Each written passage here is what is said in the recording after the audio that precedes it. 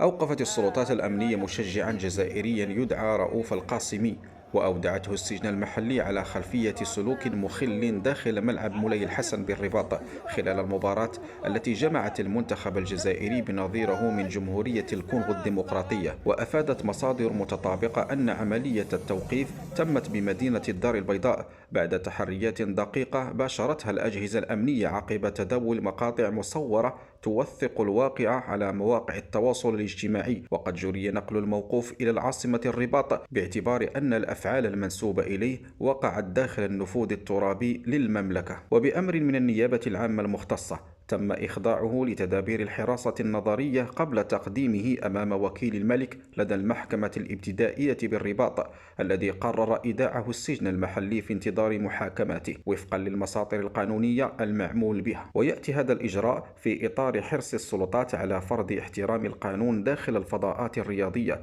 والتصدي لكل السلوكيات التي تمس بالنظام العام وتسيء لصورة الملاعب والتظاهرات الرياضية.